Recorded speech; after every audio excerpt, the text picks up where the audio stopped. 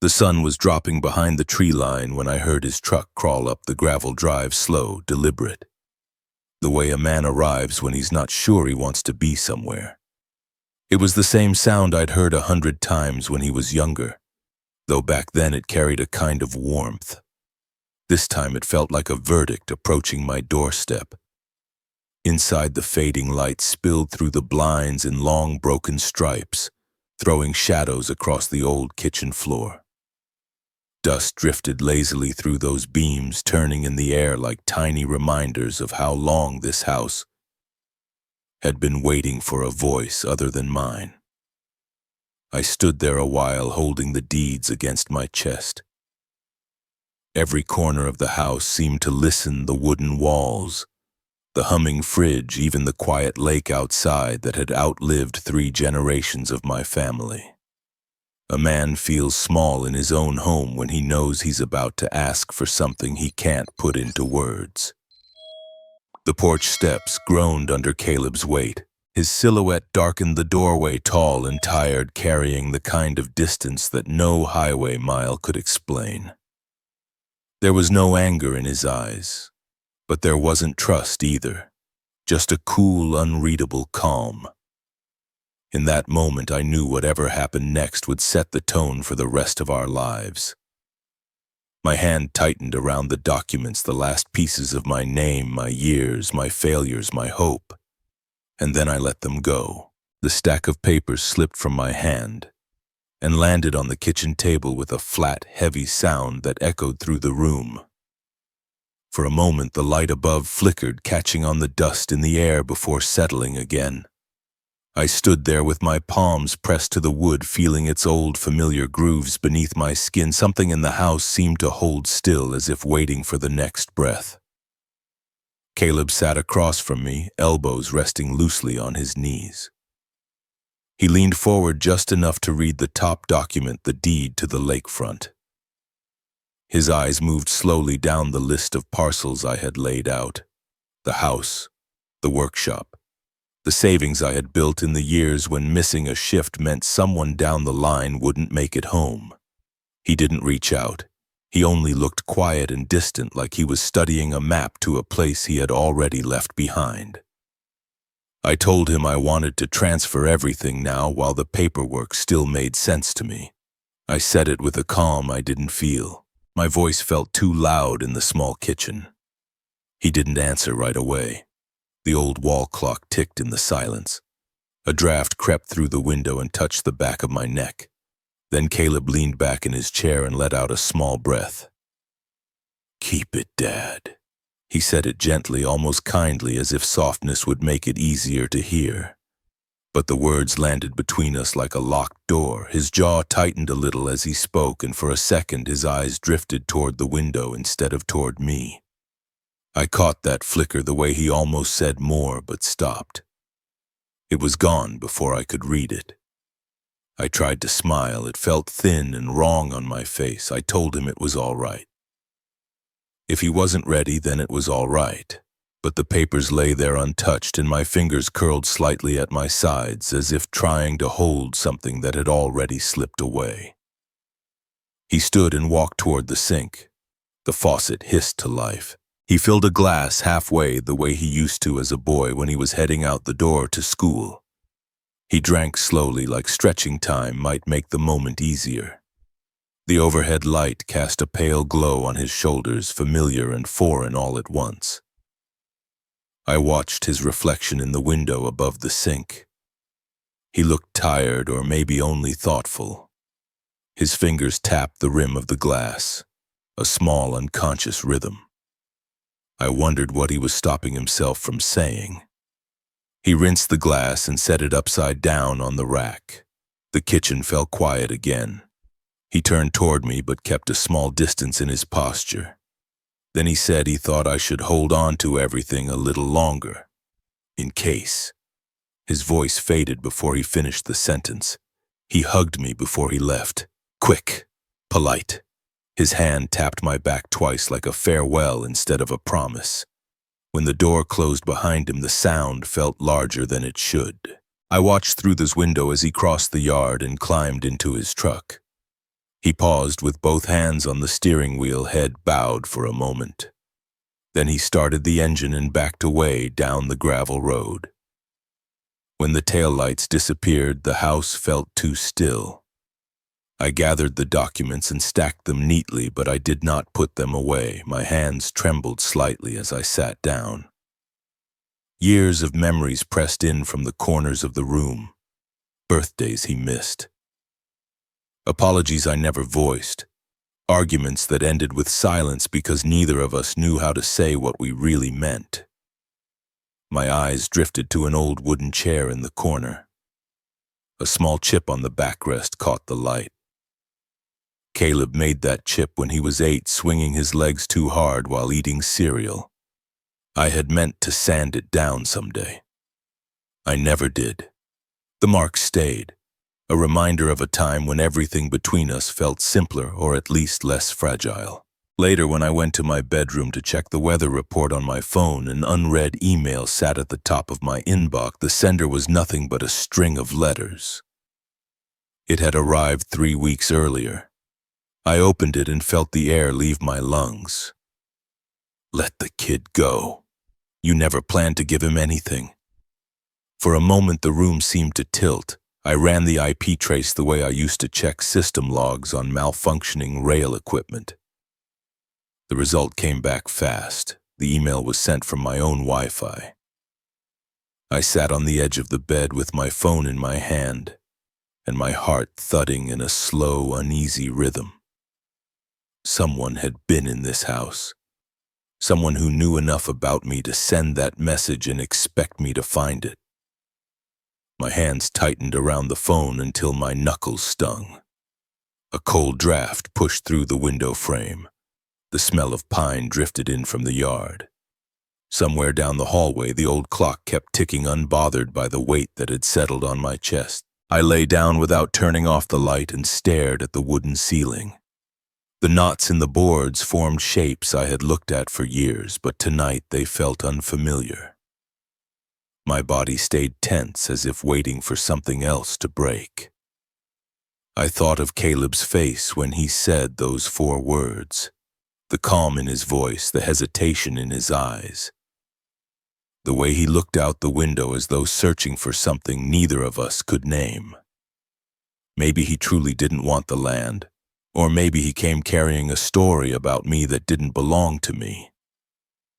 One someone else had written for him. I closed my eyes, but the room didn't soften. The last thing I saw in my mind was the stack of deeds still lying on the kitchen table, sitting there like a question neither of us had been brave enough to answer. The morning held a quiet chill, the kind that settles before the sun fully warms the kitchen tiles. I stood by the sink with water still dripping from my hands and listened as the echo of the passing freight train faded into the hills. It lingered in the air a moment longer than usual, long enough to pull me back into a part of my life I had never escaped, no matter how far the years carried me. For more than 3 decades, the rails were the spine of my days. I moved along them like a man who no longer questioned where he belonged. Winters were the hardest, blizzards swallowing headlights, wind rattling through the yard like a living thing. I worked through holidays when the snow piled high against the tool shed, and through nights when the world felt held together by nothing more than a wrench and a prayer. Ice would lock itself around steel and the switches would freeze solid. Someone had to go out there and break the stiffness with their bare hands. More often than not, that someone was me. Julia used to wait for me at the very table where the deeds now lay untouched. She would sit with her fingers wrapped around a cooling cup of coffee. The steam long gone before my shift ever ended. I remember the way she used to glance toward the window when my truck pulled in her face, a mixture of relief and something I was too blind to name. I thought showing up tired meant I was doing right by our family.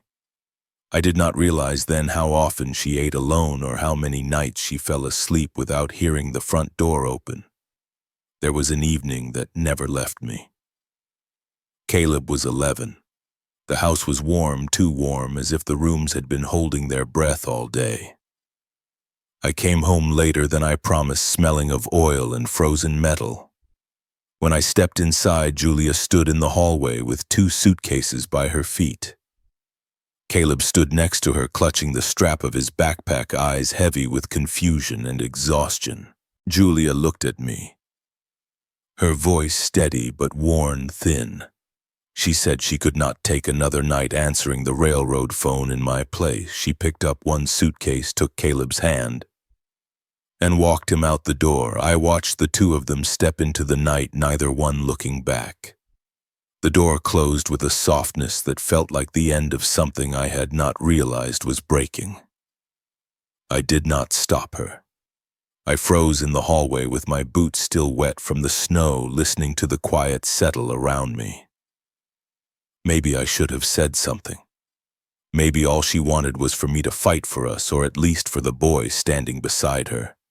But the words stayed trapped in my throat, drowned by years of night shifts, missed birthdays, and a belief that providing was enough on its own. In the weeks that followed, the house sounded wrong. Caleb's room held the shape of his absence. His toy cars along the shelf, the baseball glove on the floor, a crayon mark on the wall near the window that I never scrubbed off. I used to stand in the doorway at the end of the day and look at it all, feeling the ache settle somewhere deep, somewhere I did not have the tools to reach. Caleb never knew the truth about the derailment in 2008, the one that nearly ended my career. It was a frigid night, the cold so bitter it cut through my work gloves. A misaligned rail, a sudden skid, a mess nobody could predict. A child had been too close to the tracks. I reached him before the maintenance train thundered through. Afterward, my hands shook so hard I could barely hold a flashlight. But stories like that never travel as far as rumors do. There was an investigation, long and brutal, and my name rose onto the list of possible faults before anyone cared to hear what happened. I was told to stay quiet, to let lawyers speak for me. Then came the papers that silenced everything else. I signed because I thought protecting my job meant protecting my family. But secrets that come from fear do not protect anyone. They only widen the distance. After the divorce, our lives became a calendar pinned to the fridge. Summer visits, Thanksgiving, every other Christmas. We smiled through polite conversations and spoke gently so we would not reopen old scars. The laughter between us grew thin, stretched too far across too many empty years. I held on to the land because it was the only thing that had not fractured. The house, the workshop, the lake where Caleb once learned how to cast a fishing line, all of it felt like the last thread tying us together. I patched the fence myself every spring. I replaced shingles before storms came. I rebuilt the dock 3 summers in a row, even when no one used it. I told myself that if I kept the land whole, maybe one day he would see what it meant to me and why I wanted him to have it. As the morning light shifted across the kitchen, it illuminated a photograph still pinned to the refrigerator door. Caleb, at 6 years old, knees pulled up, holding a fishing rod too big for him. A grin splitting his face, I let my fingers hover near the photo without touching it. Some memories stay sharper if you do not move them. I turned back to the table. The chair he had used last night was still slightly pushed back, tilted just enough to show the space he left behind. It caught me in a way I did not expect. A small, uneven gap, yet it carried the weight of everything we had not said. The room felt unbalanced. I stood there longer than I meant to, listening to the faint hum of the refrigerator and the distant echo of the morning train fading into silence. As if the world were pausing with me, waiting for something neither of us was ready to speak aloud. The chair Caleb had used was still pulled slightly away from the table. The angle small but noticeable, as if a part of him had remained in the room. I reached out and nudged it back into place. The wood made a soft scrape against the floor, a sound too gentle to cover the unease that had settled in my chest. Morning light pressed against the window, dull and pale, and for a moment I simply stood there, letting the silence gather around me. By the time I stepped outside, the air had warmed enough to carry the scent of pine drifting from the northern ridge. A thin fog hovered over the lake, spreading low like breath held just above the water. I walked toward the workshop, my boots soft in the damp soil, and pushed the door open. The familiar smell of sawdust and machine oil met me steady as an old habit. I ran my hand along the workbench, the grooves catching at my fingertips. This place had stayed with me longer than most things in my life. It never asked for explanations. I had just switched on the light when I heard tires rolling slowly over gravel. A car door shut with a careful thud. I wiped my palms on my jeans and stepped back outside. A silver sedan sat in the driveway, gleaming in the thin sunlight. The man who stepped out smoothed down the front of his gray suit coat before shutting the door. His movements were precise, deliberate, as if the moment itself needed tidying. Caleb walked a step behind him, hands in his pockets, shoulders slightly hunched the way he always did when he was unsure of something. The man lifted a hand in a polite greeting. His smile was easy practice, the kind worn by people who never approached a conversation without knowing exactly where they wanted it to go. He said my name with a friendly nod, the sort that made it seem like we were already acquainted. I stepped forward, offering a hand. His grip was warm, confident, nothing hurried. He introduced himself as Graham Kessler, spoke it smoothly as if he expected it to mean something to me. Caleb's eyes flicked toward me for a moment, searching for a reaction. I led them toward the porch. The boards creaked beneath Graham's polished shoes. He paused by the wall where an old map of Redwood Bluff hung in its wooden frame, the lake shaped like a crooked lung stretching across most of the page. His eyes moved over it with a focus I recognized instantly. Men in the development business have a way of looking at land that has nothing to do with memory or sentiment. They see potential the way other people see price tags. Graham complimented the view, the tranquility, the timberline cutting across the far ridge. He spoke with a polished ease, each word stacked neatly on the last.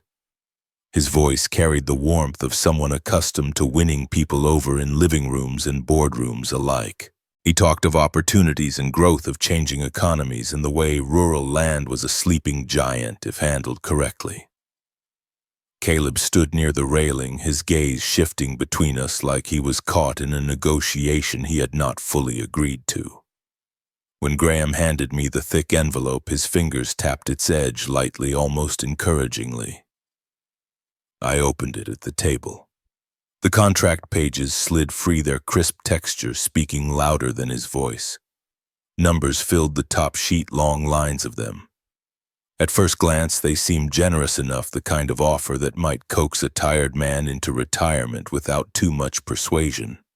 But as I traced the figures with my thumb, something in my gut tightened. I had kept track of land values for years. This offer was barely 60% of what the lakefront alone was worth. I did not say anything. I simply turned another page, then another, my heartbeat tapping a steady rhythm against my ribs. Graham continued talking from across the table, his tone smooth, almost soft, in a way that made every word feel harmless. He spoke of my years on the rails, the sacrifices, the idea that I deserved something easier now. He painted a picture of quiet days and no more worries. A retirement plan, he called it, perfect for a man who had carried too much for too long. But my focus caught on the markings in the margins. Familiar handwriting slanted slightly to the right.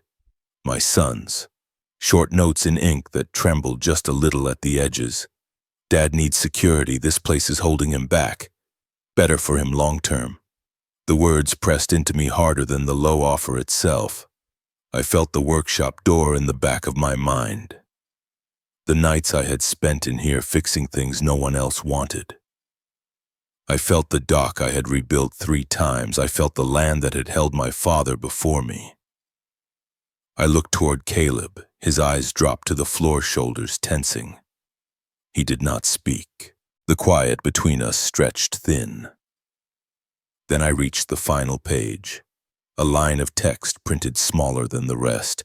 My thumb paused over it, tracing carefully. If I signed the agreement, waived all future inheritance claims from anyone, including Caleb. The wording was vague enough to feel innocent, yet deliberate enough to catch the eye of someone who read carefully. My pulse slowed, sharpened the way it used to when something on the tracks did not sound right.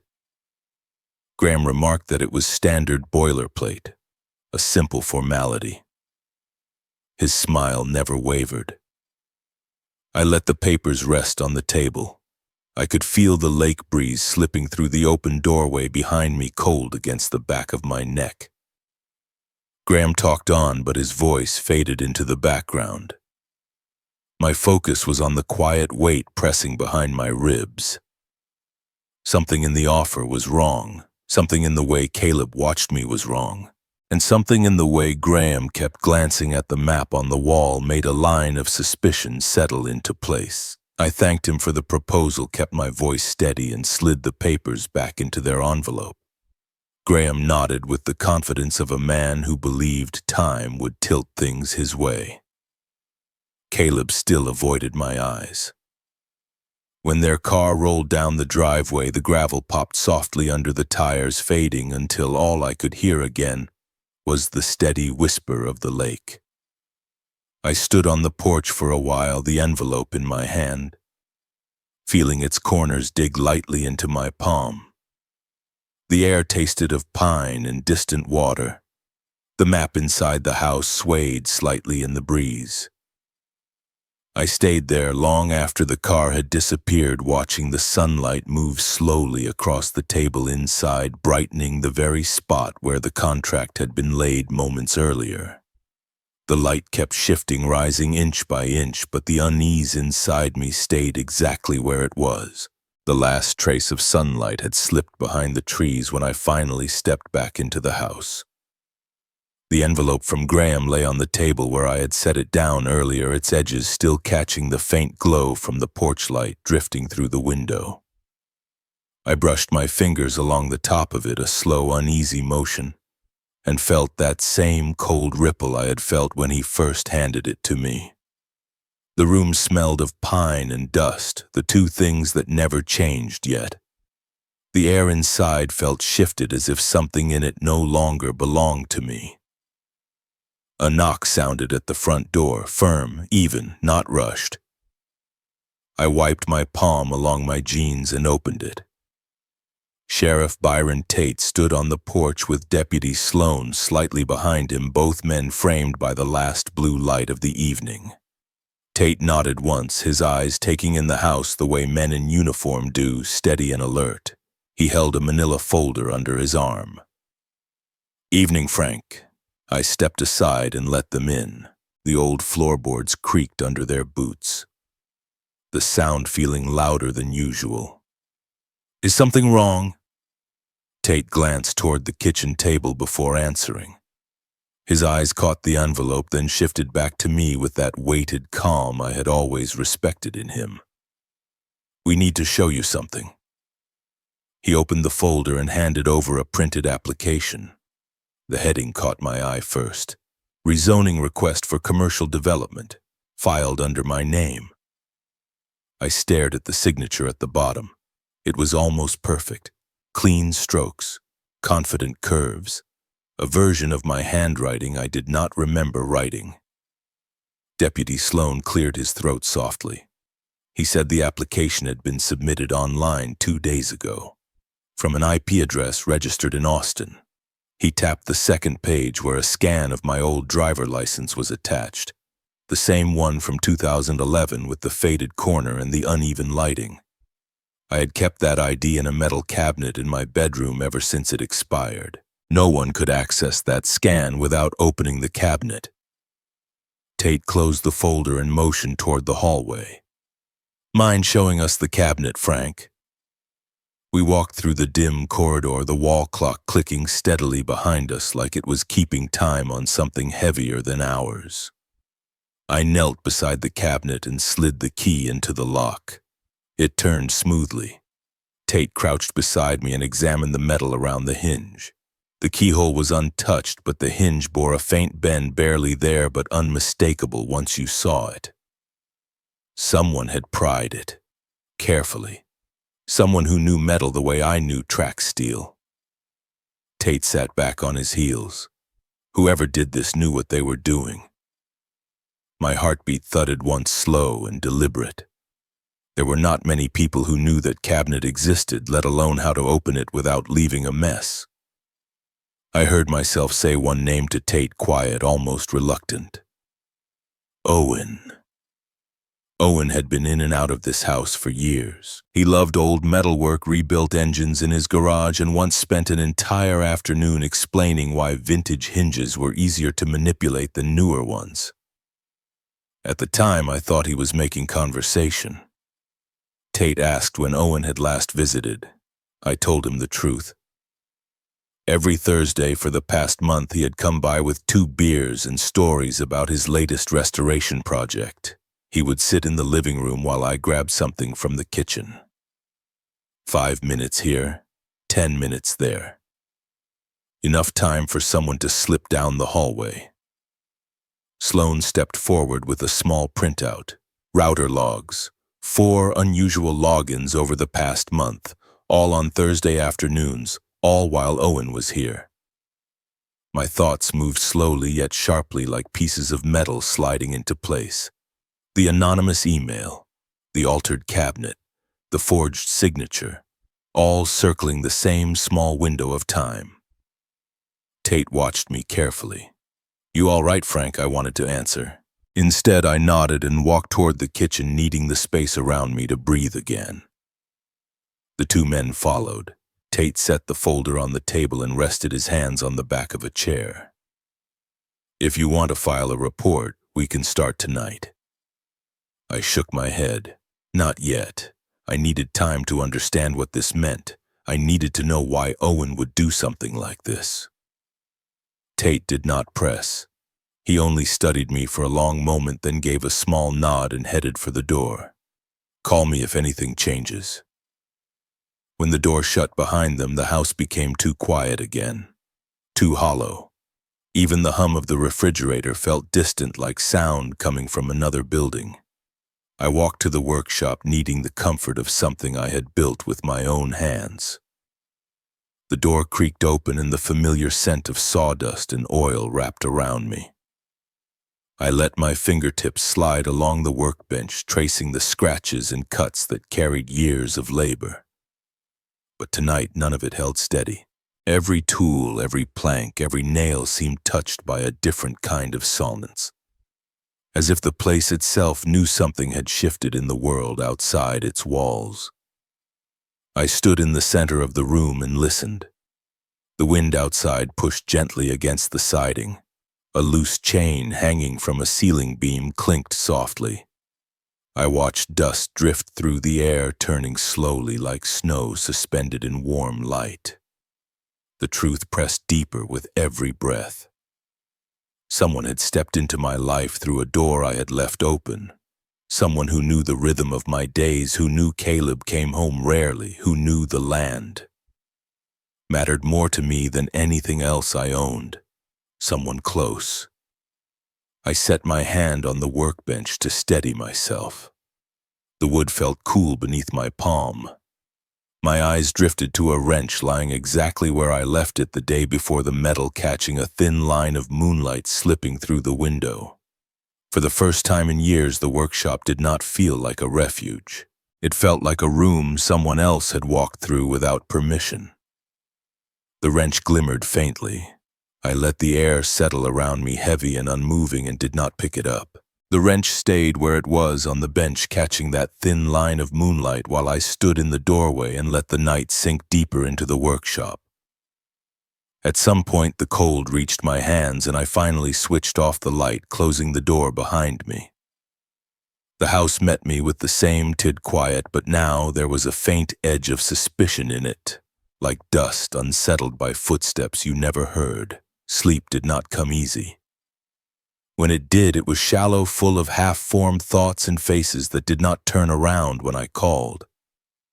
I woke before sunrise, the sky outside still a flat gray, and went straight to the kitchen. The envelope from Graham lay where I had left it, but that was not what my eyes went to. They rested on the old map on the wall, on the way the lake curved through generations of my family. A thought pressed in, quiet but insistent. I needed answers that did not come from salesmen or friends with debts to pay. I needed the paper that had started all of this long before I got old. By mid-morning I was driving toward town, the road running between ragged fields and stands of winter bare trees. The truck rattled the way it always did on that stretch, but I found some comfort in its familiar noise. I parked in front of a narrow brick building with a small brass plaque by the door that read, Eleanor Briggs, Attorney at Law. The letters were worn at the edges the way my name felt worn inside my own head. Inside the office smelled of paper and old coffee. Shelves lined the walls filled with binders and folders that held pieces of other people's lives. Eleanor sat behind a desk with stacks of files on either side, her hair more silver than I remembered, but her eyes still sharp. She greeted me with the steady calm of someone who had been watching this town change slowly for decades. I told her what I needed. My father's will. The original one. The one he signed when the land still felt untouched by everything that had come after. She listened without interrupting, only nodding once in a while, then pushed back her chair and walked to the heavy safe built into the back wall. I watched her fingers spin the dial, the soft click of the tumblers like an old clock waking up.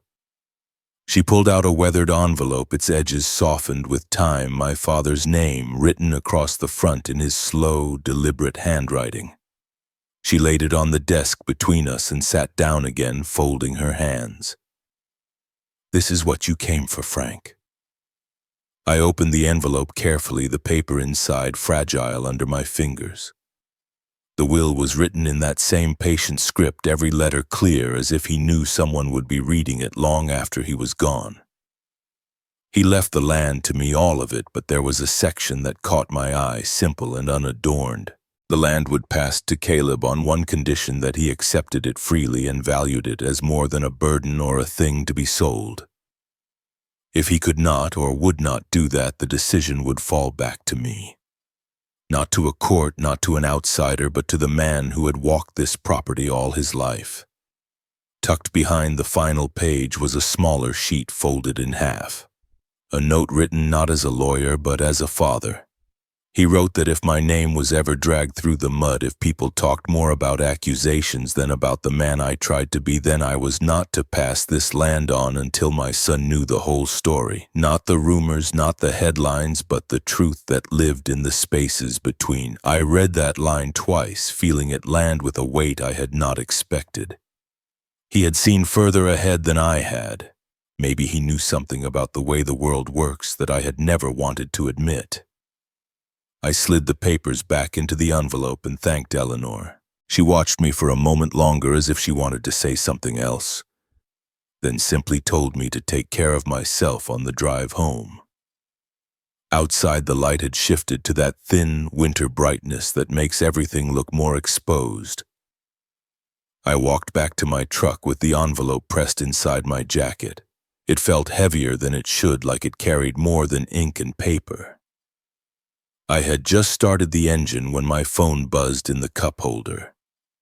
An unknown Florida number flashed on the screen. For a second I thought of letting it go to voicemail, but something in my chest nudged my hand toward it. I answered and held the phone to my ear. There was a small gap of sense, then a familiar voice came through, softer than I remembered. "Frank, it is Julia." Her words carried the hum of an air conditioner in the background, the faint echo of a different life. She said my name again, as if testing how it felt after 12 years of saying it only in her head. Her voice trembled when she asked if it was true if I was seriously sick. She said Caleb had called, that he sounded worried, that he never sounded worried. I sat there with my hand on the steering wheel, feeling the cold plastic under my palm, and told her the truth. No, not sick in the way she meant, just older, just tired, just trying to fix something I should have repaired years ago. There was another pause. I heard her draw in a breath.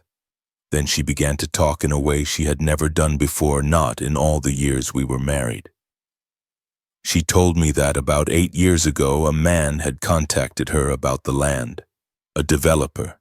His name was Graham. He knew about the hospital bills from when she had surgery bills that had taken her too long to pay. He made her an offer. Sell the land, clear the debt, walk away from the past. She refused. She told him the land was not hers to sell, that it held more than numbers on a page. After that, she said the calls became less friendly. She started to feel like someone was watching the edges of her life. Not close enough to touch, but close enough to unsettle. She did not tell me any of this back then. She said she wanted to keep Caleb out of it, that he had already watched his parents pull apart once. I listened without interrupting. The windshield slowly fogged at the corners, the inside warmer than the cold outside. I wiped a small circle clear with the back of my knuckles and watched people move in and out of the buildings across the street, their lives going on without any knowledge of the conversation happening in my truck. For years I had carried a quiet anger toward her. I had told myself she had abandoned this place, abandoned me, left me to hold the weight of a family on my own. Yet here she was telling me she had been fighting a battle alone, one I never saw, one tied to the same man now circling my land. She said she had left quietly to keep Caleb from being pulled into a fight she did not think she could win. She did not want him caught between a father tied to the railroad and a stranger with too much leverage. So she took her distance and her silence and built another life, hoping it would be enough to keep him safe. When her voice finally faded, neither of us spoke for a few seconds. All I could hear was the soft hum of the truck and the faint rush of traffic on the main road. My own reflection stared back at me faintly in the glass, older, more worn, carrying years of assumptions that no longer held. I told her I had not known, that if I had, things might have been different. My hand slid into my jacket pocket and felt the edges of the envelope again, the paper bending slightly under my fingers.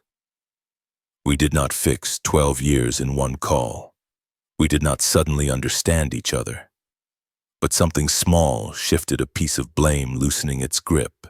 After she hung up, I stayed where I was, the engine idling, the windshield slowly clouding again. I did not turn on the radio. I did not move.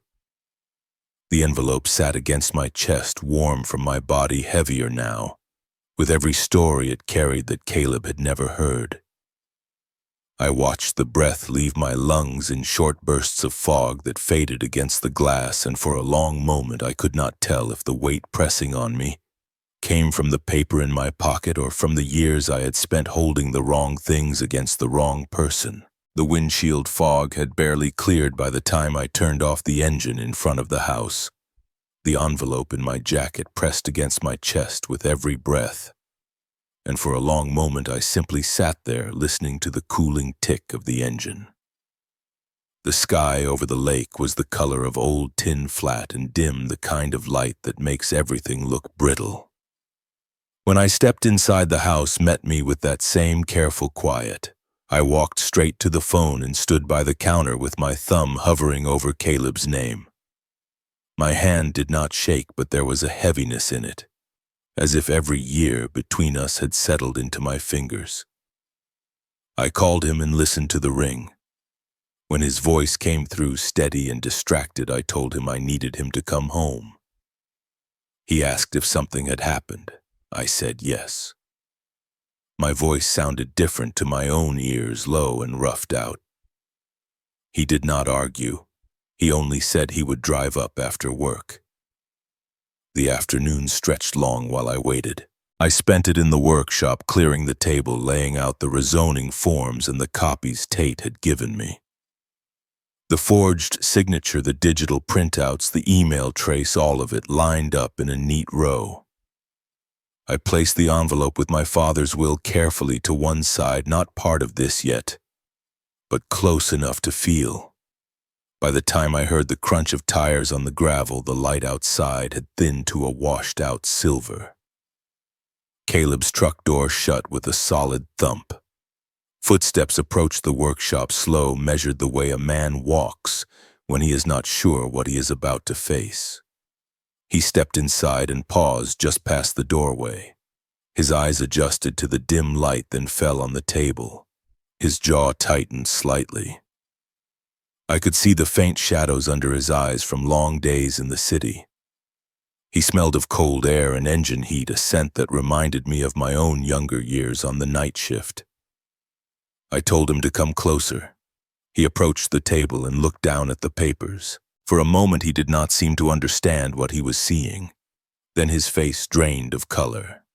His hand lifted halfway as if to touch the page with the forged signature, but stopped short in the air. He asked what this was, his voice thinner than usual. I told him slowly.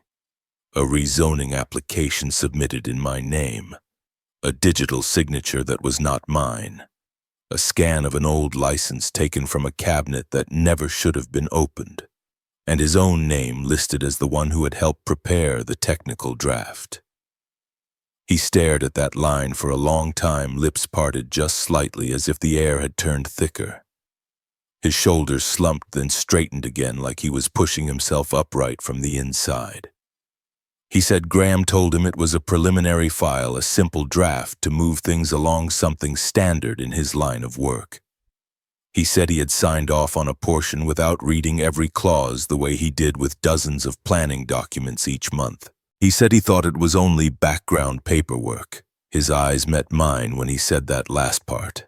There was no arrogance in them, only a tight, raw fear that I had not seen since he was a child. I waited for anger to rise up, but what came instead was something slower, heavier. I asked him if he had read the clause that cut him out of any future inheritance. His gaze dropped back to the page. He shook his head once. I walked to the far wall and knelt by the old safe. The combination moved easily under my fingers, the routine so ingrained it felt like muscle memory from another life. The door opened with a soft click. Inside, the file from 2008 lay where I had left it years ago. I pulled it out and carried it back to the table.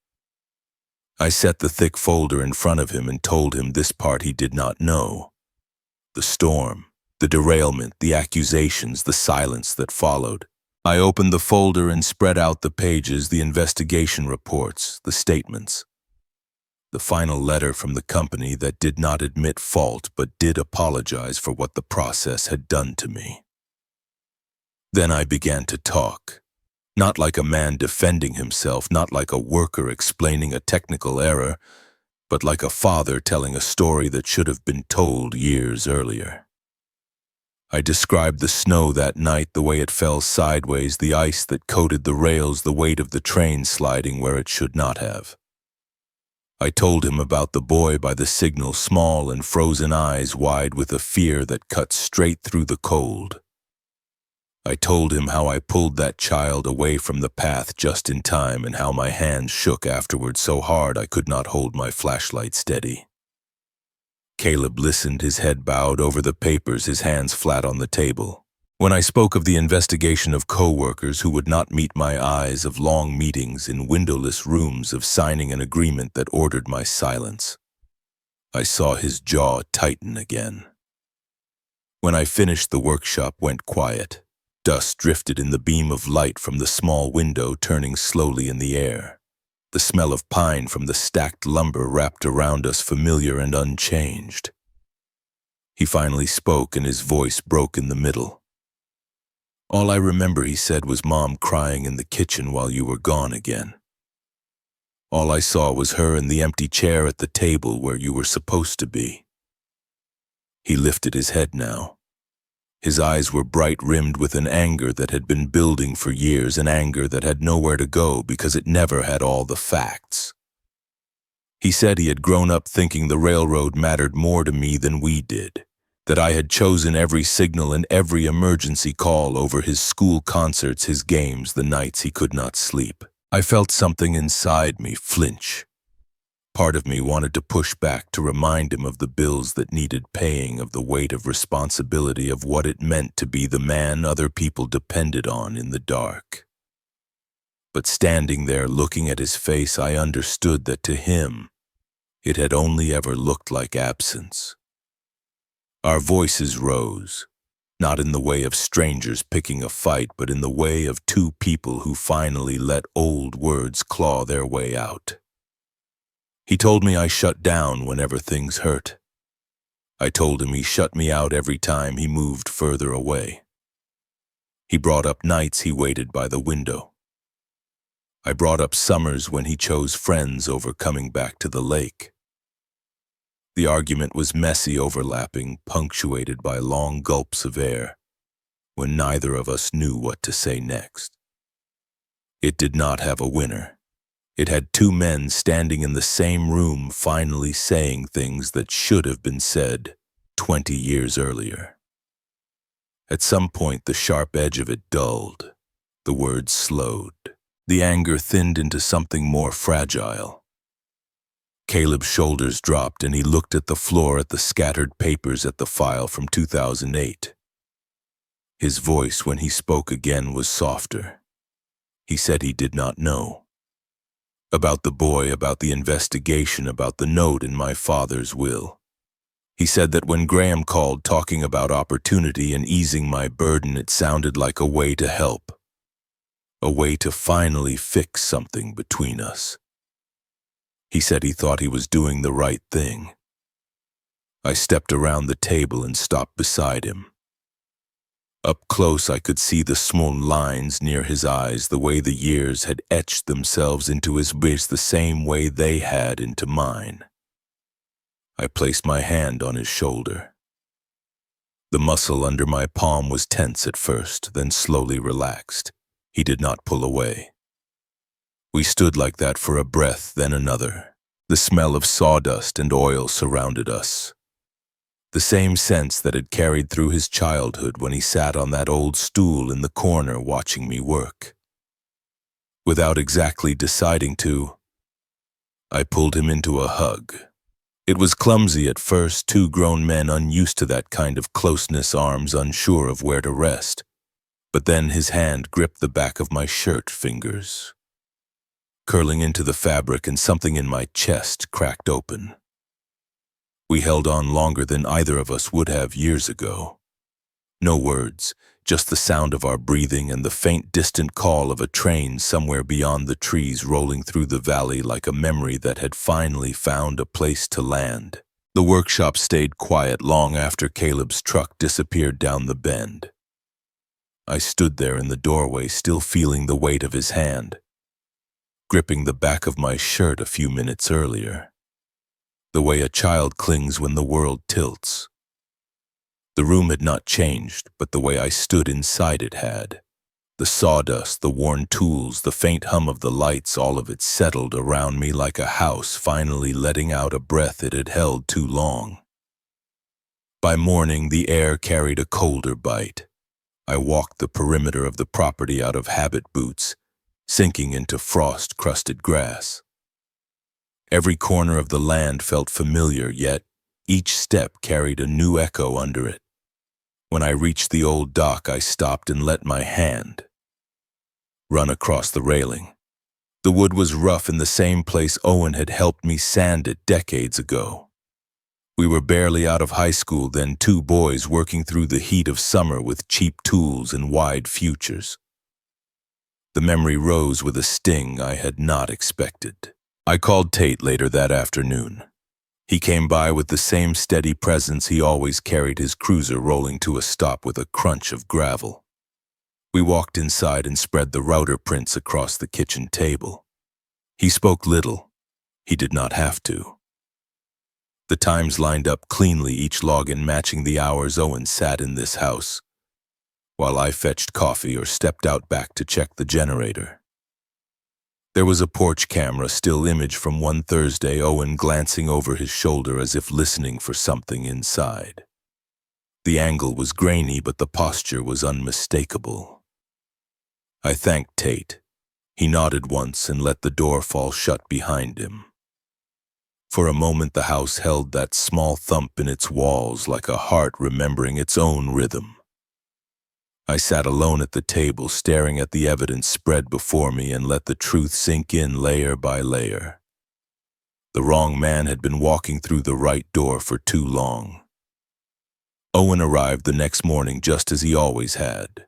His truck rumbled into the yard, the engine coughing once before settling. He stepped out and stretched his back the same way he used to before we hauled lumber or lifted old engines out of scrap cars.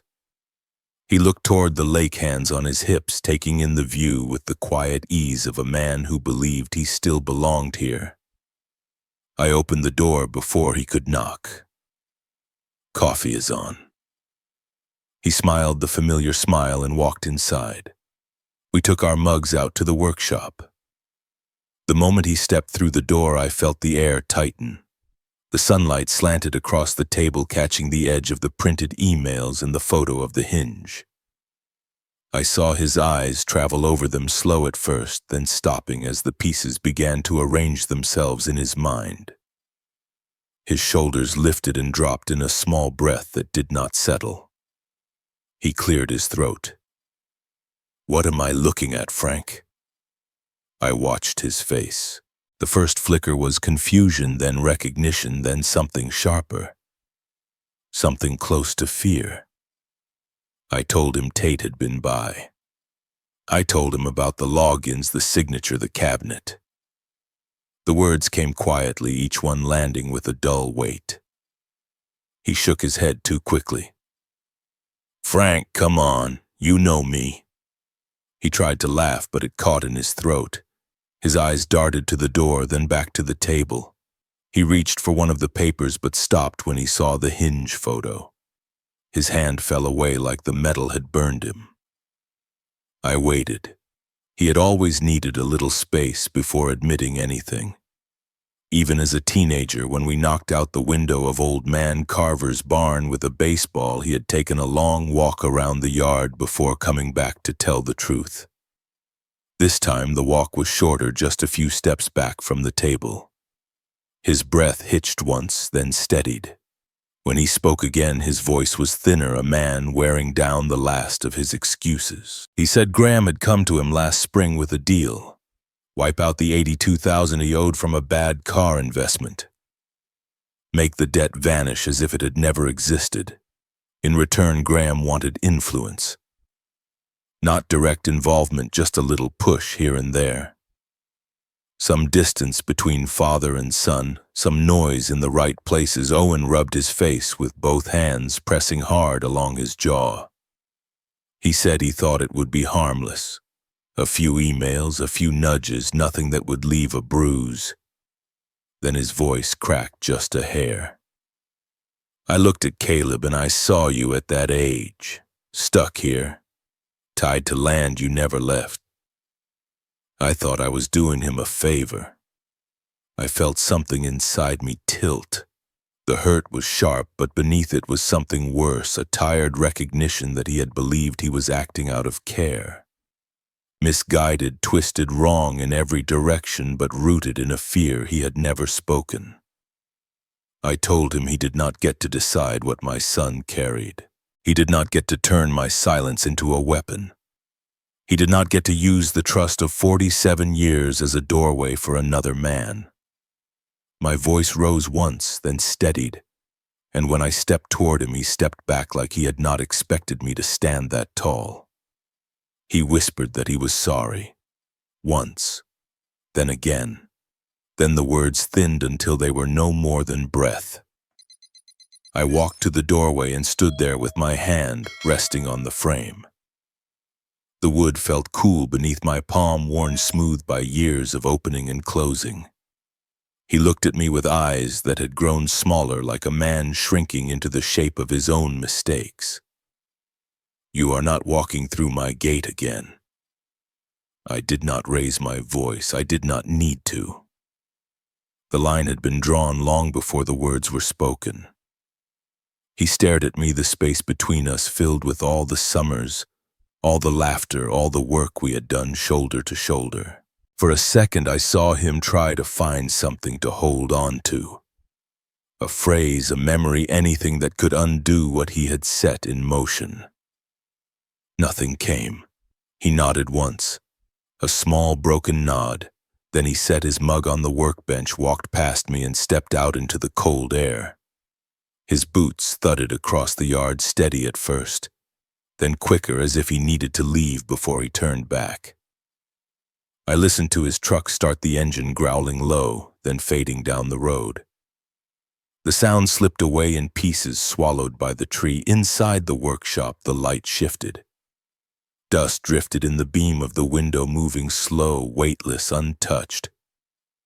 I closed the door gently, feeling the vibration settle through the frame, and let my hand linger on the wood a moment longer than needed, the silence around me filling the space he had left behind. The quiet of the house settled around me after Owen left, a kind of stillness that did not feel empty anymore, only honest. I let my hand fall from the door and walked back to the kitchen, the floorboards giving their familiar creak under my boots. Outside the window, the lake was a dark sheet, catching the last traces of daylight. For the first time in a long while, I watched the fading glow without feeling the weight of what had been taken from me. What mattered now was what was left, and what I still had a chance to set right. In the weeks that followed, the story of Graham's dealings moved faster than I expected. Eleanor called one morning, her voice steady as she told me the county had opened a formal case. Tate confirmed it later that afternoon, saying the state had begun reviewing Graham's license. It was not triumph that came over me when I heard it, only a quiet release. Something loosening in my chest. Nothing about the past was undone, but the truth had finally stepped into the light. When Caleb heard, he only nodded once, not out of satisfaction but recognition, like he finally saw the shape of the thing that had been pulling at us for years. We drove to the courthouse together on the day we were asked to speak. The building stood pale against the morning sky, a simple two-story structure with sun-faded bricks and a flag tugged gently by the wind. Inside it smelled of paper and old wood.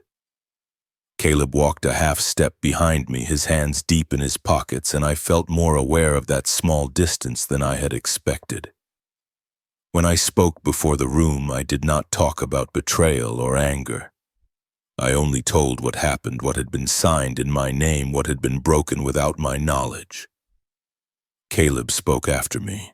His voice was softer than mine, but sure, and when he finished, he glanced my way with a look I had not seen on him since he was a boy, standing in my workshop holding a piece of scrap wood he had sanded himself. The case stretched on, weaving its way through offices and reports, but the outcome did not matter as much as I had once thought. The truth was no longer hidden, and in a small town like ours, that meant more than any verdict. My father used to say a man's name was the last thing he carried, and I had almost lost mine without even knowing it. To see it restored felt like a light turned back on in a room I had been stumbling through for years. When it came time to decide what to do with the land, I stood alone on the ridge behind the workshop. The trees whispered in the wind, and the shoreline curved in the familiar arc I had known since childhood. I thought of my father's will folded inside that old envelope, the one that asked me to pass the land on only when my name was clear and my son understood its worth. I felt the truth of that request settle inside me. I kept half of the land in conservation, just as my father would have wanted. The other half I transferred to Caleb, but I added a rule that protected it from commercial carving, leaving it open for people rather than profit. When I handed him the papers, he did not speak, only ran a thumb over the edge of the folder and breathed out slowly. He started showing up on weekends after that. No announcement. I would hear his truck crunch on the gravel and see him step out with a set of tools in hand. He rebuilt the small trail behind the house and planned cabins by the lake. Some days we worked side by side without many words. Other days we talked about the old workshop or the storm years ago or the things we never said when he was young. The land became a kind of middle ground, a place where both of us could move without the weight of old mistakes pressing quite so hard. Julia visited once the cabins began to take shape. She walked up the porch steps in a white sundress, the Florida sun still in her skin. She looked at Caleb first, then at me, and there was something different in her eyes. Not regret, not sorrow, something softer, something like relief. She watched us argue gently about which boards to use for a narrow footbridge. Caleb held up a handful of nails and asked which ones I preferred. I told him to decide himself. He smiled at that in a way that told me he understood the gesture. Late that evening, after Julia left and Caleb returned to the workshop, I sat on the steps facing the lake. The water held the cabin lights like gold threads shivering with each breeze. A moth brushed against my shoulder, the air warm with the smell of pine and dust. Behind me, I heard Caleb's footsteps stop at the doorway. He did not speak. I did not turn. There was no need. The quiet between us felt different now, shaped not by distance but by understanding. For a moment I thought about the kitchen table from months earlier and the papers I had laid out, the offer he refused. I realized then that the land had never been the real question. The real offering had been trust, and trust cannot be forced into someone's hands. It has to be grown back slowly, the way a shoreline rebuilds after a long winter storm. Caleb walked past me toward his truck carrying a box of old tools. He paused at the edge of the porch, his silhouette outlined by the soft glow from inside the cabin. He looked back almost like he wanted to say something, but instead, he gave a small nod, the kind men use when words might break the moment instead of holding it. Then he stepped down the path, the gravel shifting under his boots. I stayed where I was listening as his footsteps faded into the warm night. The lake breathed in and out. The sky drifted from blue to amber. In the quiet, I let my hand rest on the old wooden step beside me, the grain smooth from decades of use. It felt like touching a memory that no longer hurt. Caleb's truck was still in the driveway. Maybe tomorrow he would head back to Austin. Maybe he would stay another night. I did not need to know. For the first time in years, uncertainty did not feel like loss. It felt like a kind of peace. I watched the lights on the water tremble gently as if the lake itself was breathing with me, and I let the evening settle around my shoulders. Nothing needed to be said. Nothing needed to be decided. The night was enough.